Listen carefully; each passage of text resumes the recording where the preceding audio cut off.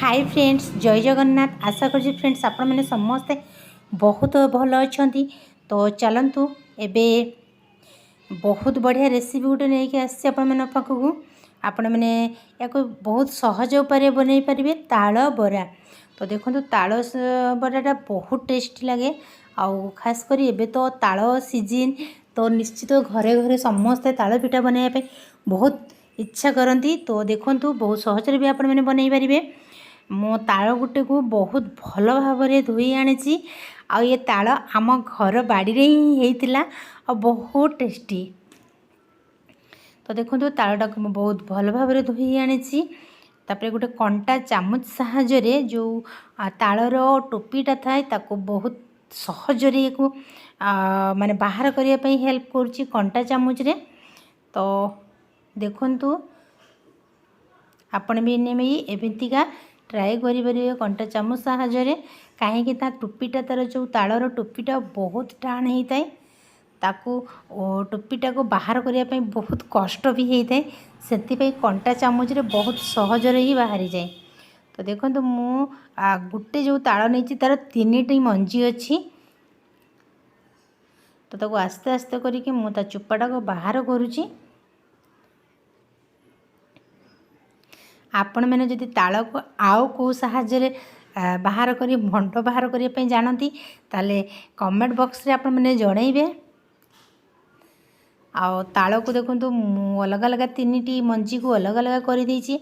जो कंटा चामच साहाय्य मु भल भाव कुरी नउची, कहीं मो मंडटा को हाथ साहाय्य ही बाहर करी। तो ताल मंड बाहर करने बहुत सारा उपाय अच्छी। जमती लोके मुढ़ी चला जाए जो चालुणी, से चालुणी रे भी आपण मैंने भल भाव घसी घसिका मंडटा बाहर करें। नहले आपण मैंने जो जाली टाइप रे अच्छी जाली साहाय्य भी आपण मैंने ताल मंजीटा को घसिकी मंड बाहर करें।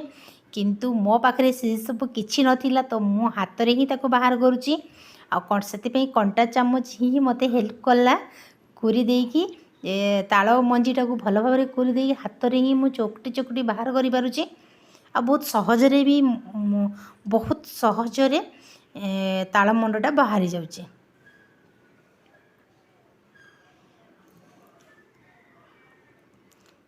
हाँ, वीडियोटा आपण मानकु भल लगे लाइक करदे, कमेंट करदे, सब्सक्राइब करदे। सब्सक्राइब करके चैनलटा को देखो वीडियोटा को आपण मानकु बहुत सारा भल लगे आ बहुत मात्रा रे शेयर भी करदे।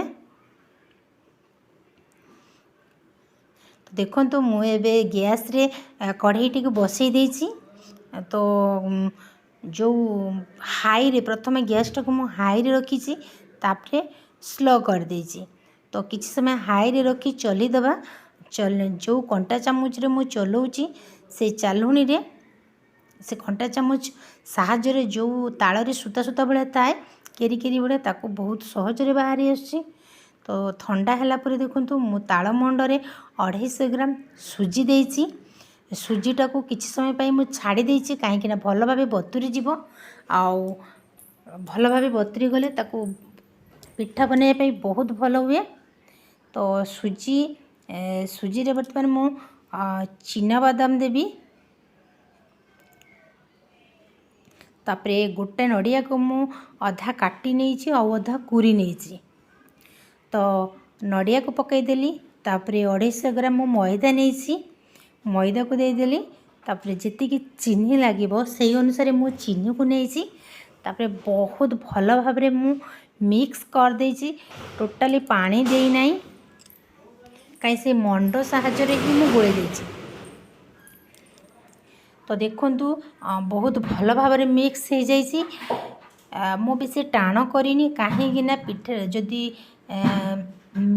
सुजी और मैदा का जदि टाण रही जाए तो पिठाटा टाण हो जाए।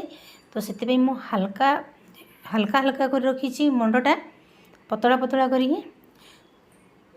तो से पिठाटा नरम हो। तो देखंतु एबे मो तेलटा गरम होइछि ना नाही, मो सेतिपई टिके तेल रे अल्प पकईछि। तेलटा भल भाव गरम हो जाइछि। तापरे मु सब गुड़ा पकाउछि। तो देखंतु तेल हाई रखिबेनी, तेलटा को मीडियम रे रखिबे।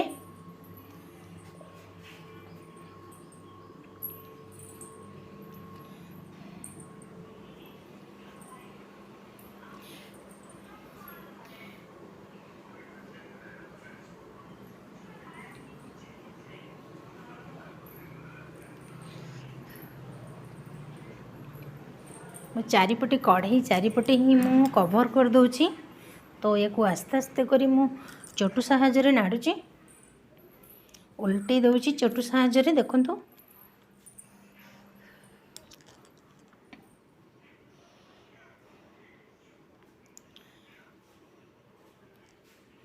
तो देखंतु पिठा गुड़िक बहुत भल भाव बादामी कलर आसीगलानी। तो या बेसी लाल करबेनी जस्ट बादामी कलर ही आसवा दरकार। पिठाटा देले खाइबा टेस्टी लगे।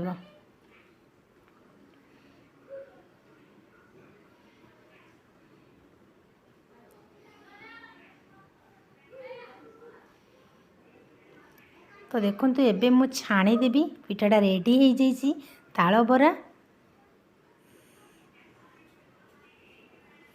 तो या मु छाणी देबी। हाँ ताल बरा आपण मैंने ठंडा करिकी खाइबे सबुठ बहुत टेस्टी लगे। गरम गरम कि पितिड़ी लगे तो या ठंडा करिकी खाइले बहुत बढ़िया लगे।